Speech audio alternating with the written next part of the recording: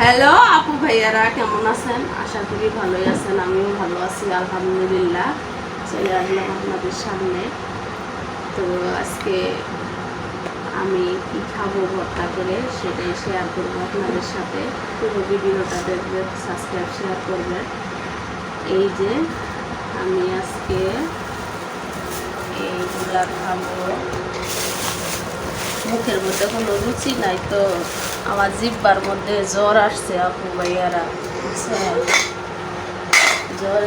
জ্বরের কারণে মুখে কিচ্ছু ভালো লাগে না, স্বাদ লাগে না। আমার রানী সোনারও জ্বর আসছে, নীরবেরও জ্বর আসছে।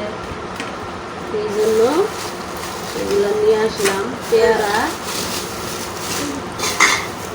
আর আনারস নিয়ে আসলাম। মেটকা ভর্তা করবো,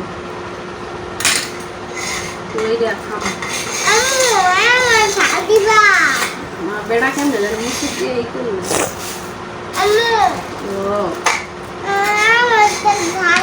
না, তোমার ঝাল ছাড়া দো দিদার নাই।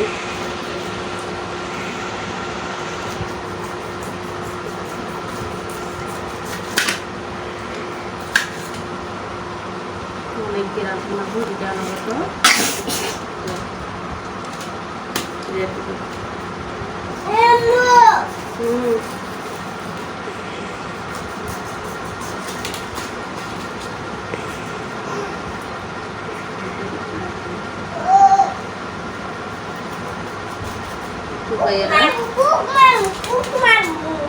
কি আনারসের ভর্তা খাইছেন? মনে হয় বেশি করে ঝাল দিয়ে ভর্তা বানানো। জিহ্বার মধ্যে জ্বর আসছে, জ্বর আসলে মনে করবেন মুখে কিছু মজা লাগবে না, স্বাদও লাগবে না, কিচ্ছু না।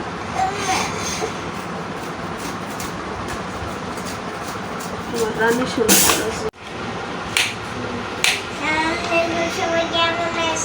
দিলাম, আমি পিস পিস করে দিতেছি।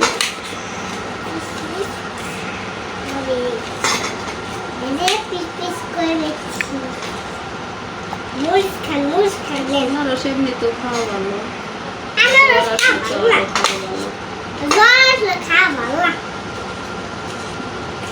আনারস আরেকটা রোগের চিকিৎসা, কৃমি। ছোট বাচ্চাদের খাইলে কিডনি মরে যায়।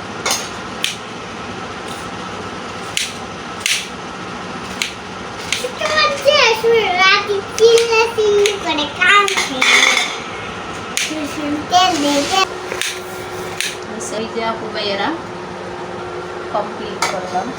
এখন এই যে শুকনা মরিচ বাচ্ছি, এটা দিয়ে সেটকায়া ভর্তা বানাবো। রানী সোনারে আলাদা দিয়ে দেয়, রানী সোনা জাল খাইতে পারে না। রস দিব না করেছে কি দিব রস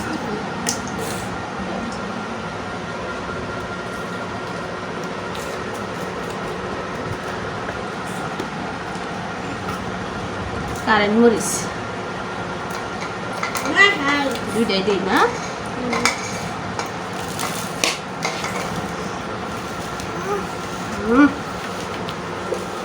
আরেকটা দিন নাকি আপু দেও, ঝাল ঝাল হলে জিভের জ্বর দৌড় মারবো। আনারস ঠিক হয়েছে।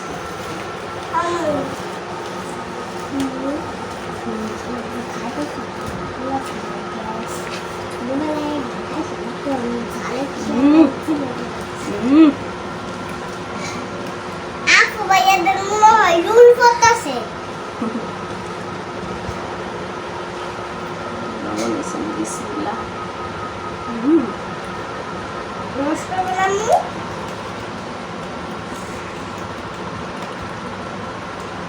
লবণ দিলাম, বিটলবণ কিনছিল আর ভাত, বিটলবণ ভাত দিয়ে মুড়ি দিয়ে কত। এই যে ভর্তা বানায় ফেলাইলাম, আনারসের ভর্তা। রস করে টমাটা খুব স্বাদ।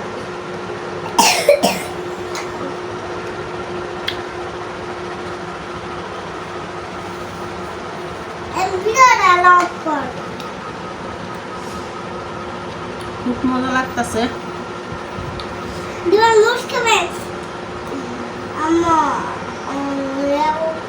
আপু ভাইয়েরা, কারো মুখে যদি রুচি না থাকে খাওয়ার, এইভাবে আনারস ভর্তা করে খাবেন, মুখে রুচি আসবে।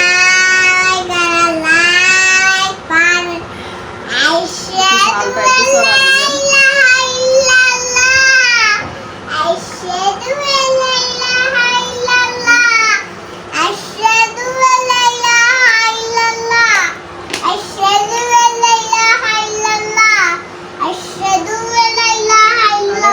করেন যে প্রায় ঘরে ঘরে জ্বর, বেশি বেশি করে আনারস খাবেন, খাওয়াবেন বাচ্চাদের।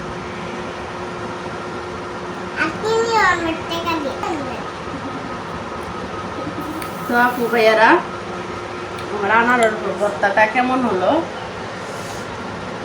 কমেন্টসে জানাবেন। ভালো থাকবেন, সুস্থ থাকবেন। আল্লাহ হাফিজ।